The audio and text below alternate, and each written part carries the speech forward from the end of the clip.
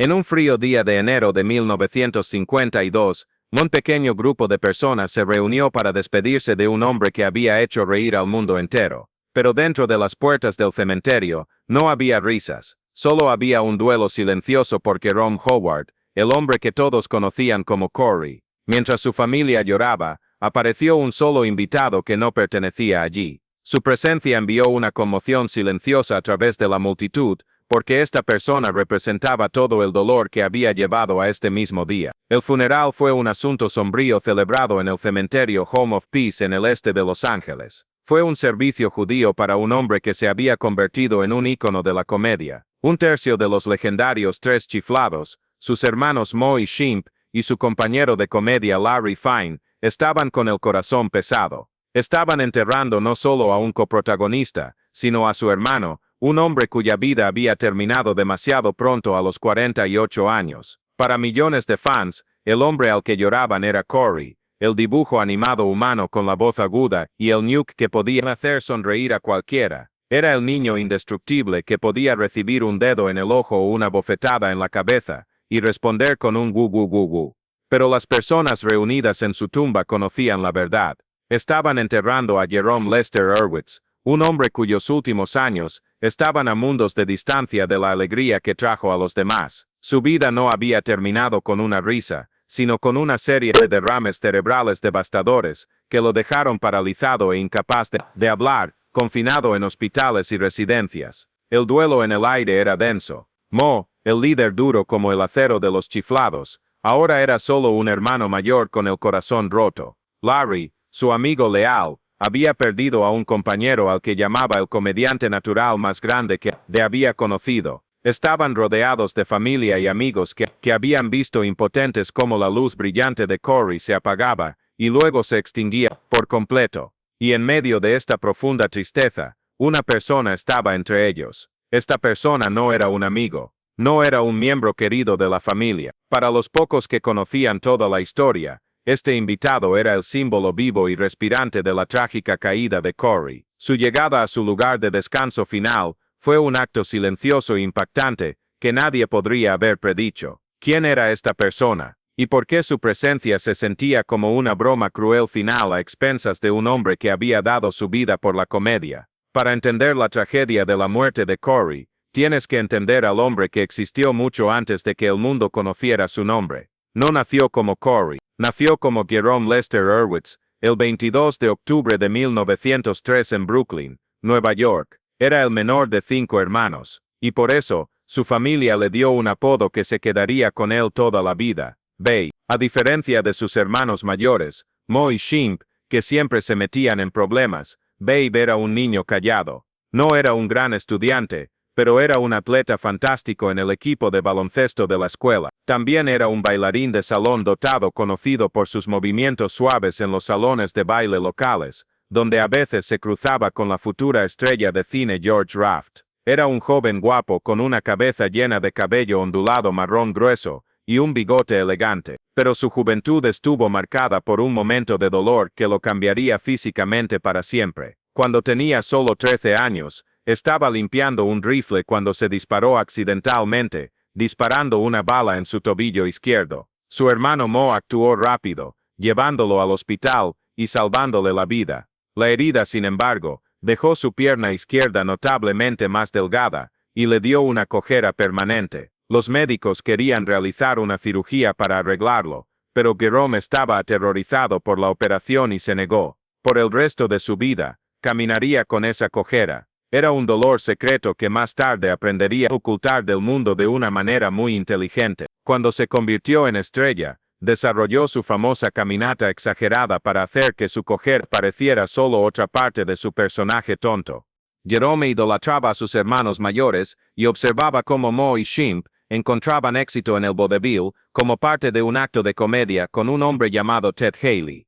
Jerome pasaba el rato detrás del escenario, soñando con unirse a ellos. Su oportunidad finalmente llegó en 1932, cuando Shemp decidió dejar el grupo para perseguir una carrera en solitario. Moe inmediatamente sugirió que su hermano menor Babe podía tomar el lugar de Shemp, pero cuando Jerome se presentó a la audición, Ted Haley miró una vez al joven guapo con el cabello elegante y el bigote y dijo que no. Haley sentía que se veía demasiado bien para ser un Stu. Lo que sucedió después fue una decisión que le traería a Jerome una fama increíble, pero también plantaría las semillas de su futura infelicidad.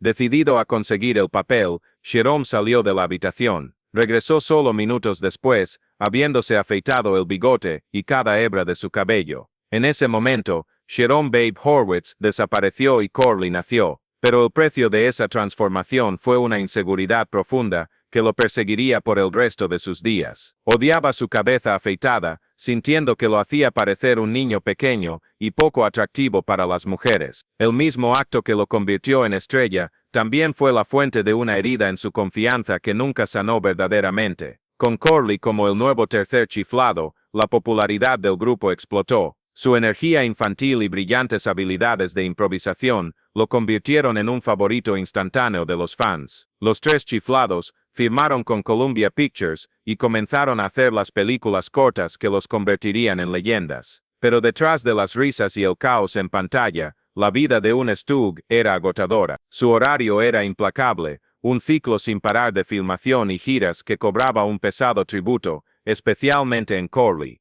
Durante la Segunda Guerra Mundial, cuando no estaban filmando, los chiflados pasaban hasta 7 meses al año en la carretera actuando para miembros del servicio. El trabajo era intenso y agotador. Corley tenía una regla estricta de nada de beber durante el trabajo o en el escenario. Pero tan pronto como terminaba el día, Corley salía a clubes nocturnos. Usaba la comida y las fiestas como una forma de lidiar con el inmenso estrés y sus propias inseguridades arraigadas. Era un gastador extravagante, comprando cosas caras para sí mismo y para las mujeres que siempre intentaba impresionar. A menudo estaba al borde de la bancarrota, y Mo tenía que intervenir para manejar su dinero e incluso ayudarlo con sus impuestos, tratando de proteger a su hermano menor de sus propios impulsos. Su vida personal era igual de caótica. Después de un breve primer matrimonio que fue anulado, se casó con una mujer llamada Elaine Aki en 1937, tuvieron una hija juntos, Marilyn.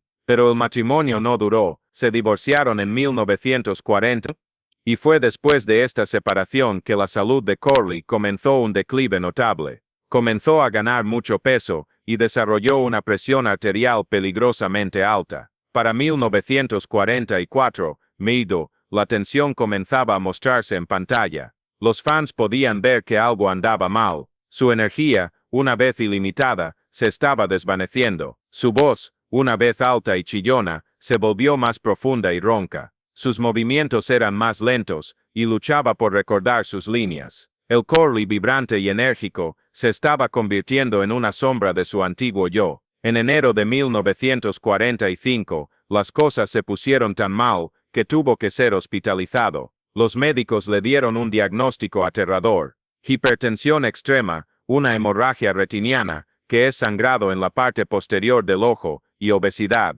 Su cuerpo se estaba descomponiendo. Mo, viendo lo enfermo que estaba su hermano, fue al jefe de Columbia Pictures, Harry Cohn, y le suplicó que le diera a Corley algo de tiempo libre para descansar y recuperarse, pero Cohn se negó. Los cortos de los tres chiflados eran increíblemente rentables, y el jefe del estudio no detendría la producción por ninguna razón. Corley fue forzado a volver al trabajo. La decisión fue una sentencia de muerte. El sistema que lo estaba convirtiendo en estrella también lo estaba matando, y las personas a cargo eligieron las ganancias sobre su vida. Fuera de pantalla, Mo Howard no era nada como el personaje que interpretaba. No era un matón. Era un protector. Velaba por sus hermanos, especialmente por su menor, Babe. Ver la salud de Corley desmoronarse después de su hospitalización en 1945 dejó a Mo profundamente preocupado. Vio a su hermano bebiendo demasiado, gastando demasiado y viviendo una vida solitaria y caótica.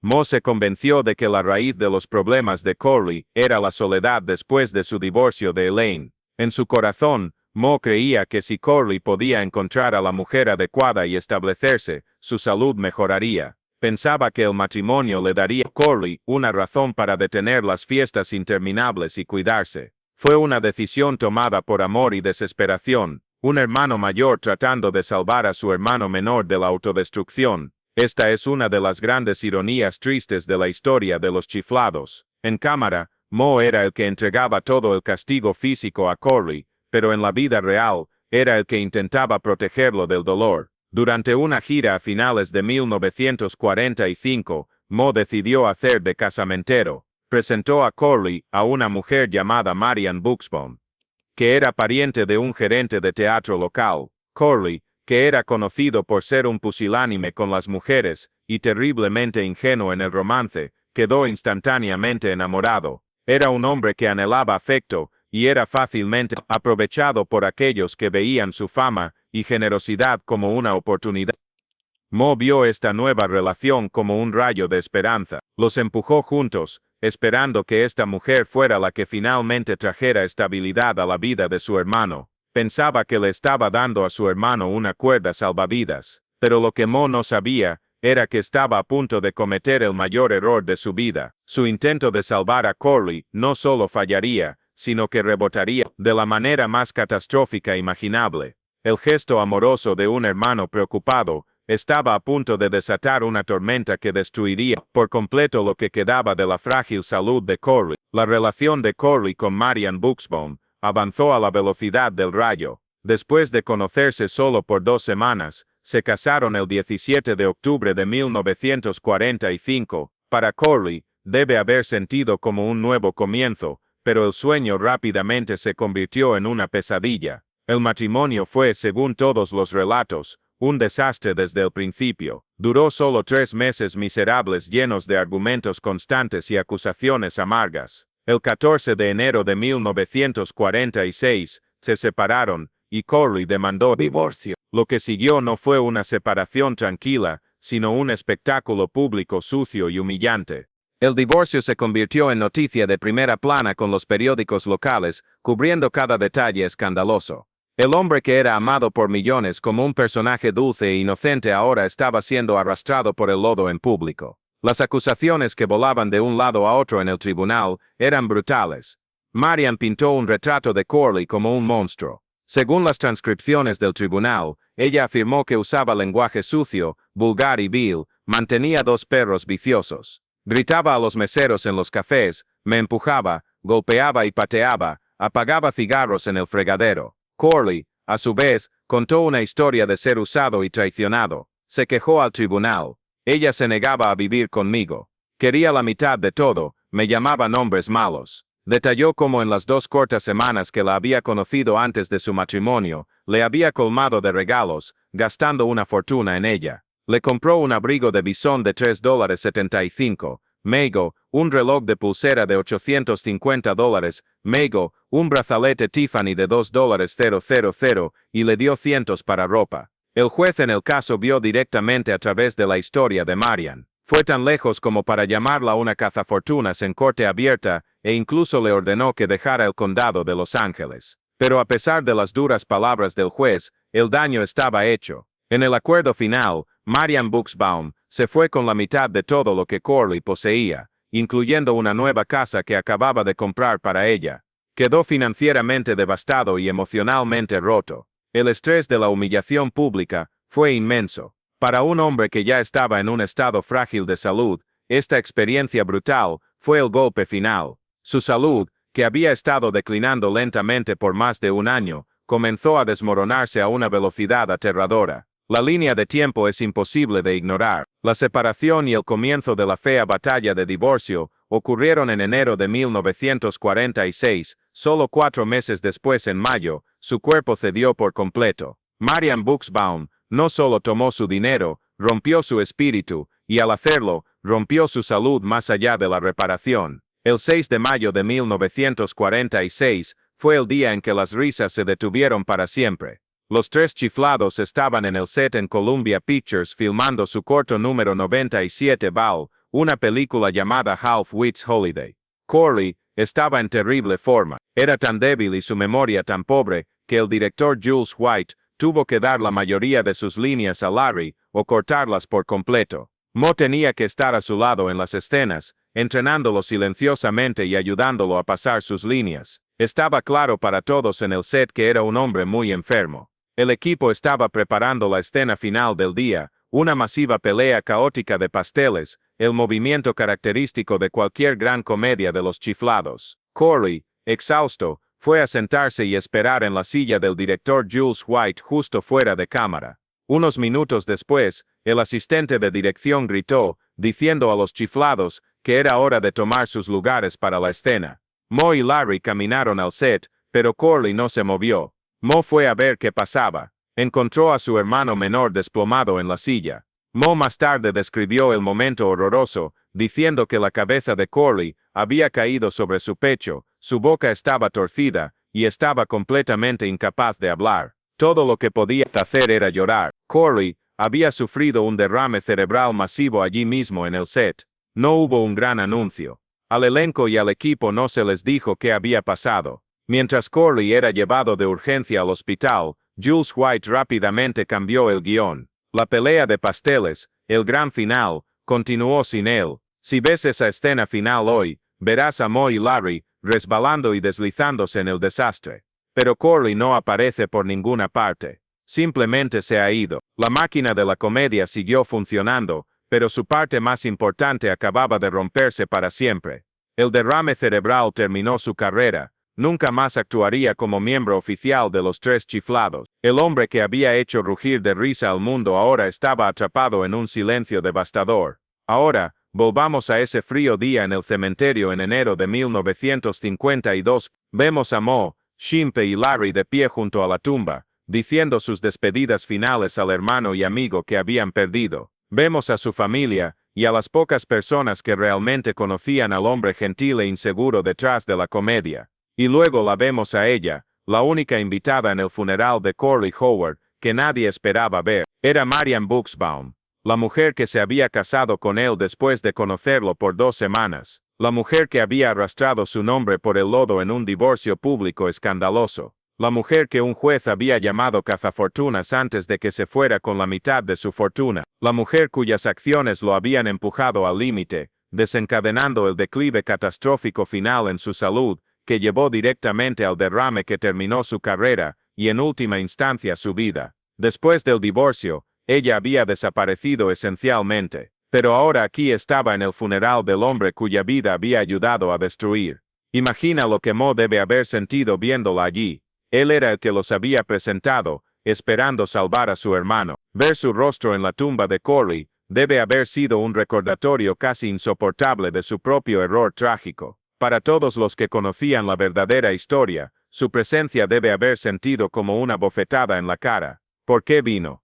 El registro histórico no nos da respuesta. Fue un acto audaz final para mostrar que tenía derecho a estar allí. Estaba sintiendo un destello de culpa por el daño que había causado. O este era algo más frío, una forma de hacer que incluso este momento trágico final fuera sobre ella. Nunca sabremos qué había en su corazón ese día. Su aparición en su funeral permanece como el último misterio escalofriante en la triste historia de los últimos años de Corley Howard. Era un fantasma del capítulo más doloroso de su vida, apareciendo una última vez para pararse sobre su tumba. En sus últimos años, cuando aún podía comunicarse, Corley le dijo tristemente a un amigo, «Supongo que nunca podré hacer reír a los niños de nuevo».